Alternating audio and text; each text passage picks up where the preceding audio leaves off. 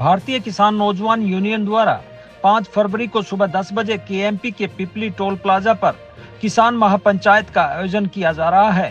किसान नेता अभिमन्यु कोहाड़ ने बताया कि इस महापंचायत में हरियाणा ही नहीं बल्कि पूरे देश से किसान एकत्रित होंगे। इस पंचायत में आर पार का फैसला लिया जाएगा। किसान नेता आज सोनीपत की छोटू राम धर्मशाला में पत्रकारों से मुखातिब हो रहे थे। किसान नेता अभिमन्यु कोहाड़ ने बताया कि किसानों की जमीन का मुआवजा बढ़ाने के लिए 16 जनवरी से किसानों का धरना चल रहा है। उनका कहना है कि एक ओर तो भाजपा सरकार सबका विकास सबका साथ का नारा लगा रही है, वहीं दूसरी ओर किसानों को इस विकास से वंचित कर रही है। उन्होंने बताया कि एक ओर तो सरकार किसानों से 50 लाख से 70 लाख तक मुआवजा दे रही है और यही जमीन 60 करोड़ से 70 करोड़ तक कंपनियों को बेच रही है। उनका कहना है कि सरकार किसानों को समान विकास से वंचित कर रही है, जिसको लेकर आने वाली 5 फरवरी को किसान महापंचायत का आयोजन किया जा रहा है, जिसमें पंजाब से जगजीत सिंह दलेवाल, हरियाणा से जरनैल सिंह व लखविंदर सिंह आलेख, कर्नाटक से कुरब्रू शांता कुमार और अनेक खापों के प्रधान पहुंचेंगे। उन्होंने बताया कि 5 फरवरी को किसान महापंचायत द्वारा एक बड़ा फैसला लिया जाएगा। किसानों का कहना है कि 2018 में हरियाणा सरकार का गजट नोटिफिकेशन है, जिसमें केएमपी पर नेशनल हाईवे की दरों के अनुसार टोल वसूलने के आदेश दिए गए हैं, लेकिन किसानों को मुआवजा देते समय सरकार कहती है कि केएमपी को नेशनल हाईवे का दर्जा नहीं है। किसानों ने कहा कि एक तरफ बीजेपी सरकार कहती है कि एक देश एक कानून, लेकिन दूसरी तरफ केंद्र सरकार के 2013 के भूमि अधिग्रहण कानून के अनुसार हरियाणा में किसानों को मुआवजा न देकर नए कानून के तहत दिया जा रहा है। किसानों की मुख्य मांगे इस प्रकार हैं। केएमपी को नेशनल हाईवे का दर्जा देकर 2 एकड़ तक की जमीन का कलेक्टर रेट दोगुना किया जाए। 2013 के भूमि अधिग्रहण कानून के अनुसार किसानों को कलेक्टर रेट का 4 गुना मुआवजा दिया जाए।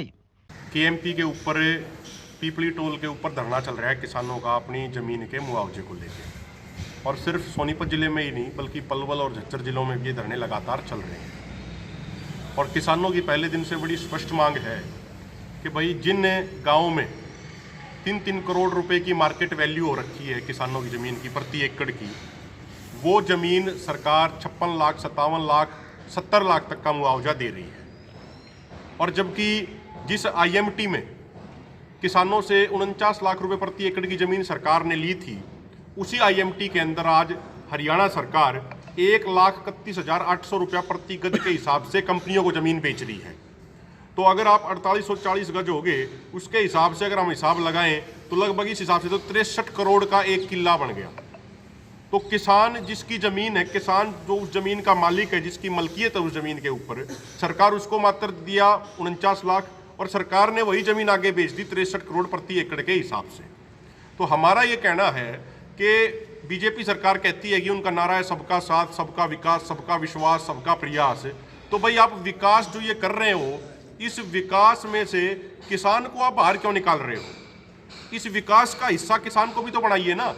इस किसान को भी उस विकास की प्रक्रिया में शामिल कीजिए। जिसकी ज़मीन है, आप उसकी ज़मीन ले रहे हो 50 लाख 55 लाख 70 लाख मैक्सिमम में, और उसको आगे बेच रहे हो कई करोड़ की, 50 करोड़ से भी ज़्यादा की। तो ये चीज़ ठीक नहीं है। हमारी स्पष्ट मांग है भारत सरकार से। हम लगातार पिछले 1 साल से इस मुद्दे पे आंदोलन लड़ रहे हैं, धरने भी हो चुके हैं, पंचायत भी हो चुकी है, किसानों ने अपने खून से हस्ताक्षरित पत्र भी लिखा माननीय नितिन गडकरी जी को, जो केंद्रीय राजमार्ग मंत्री हैं।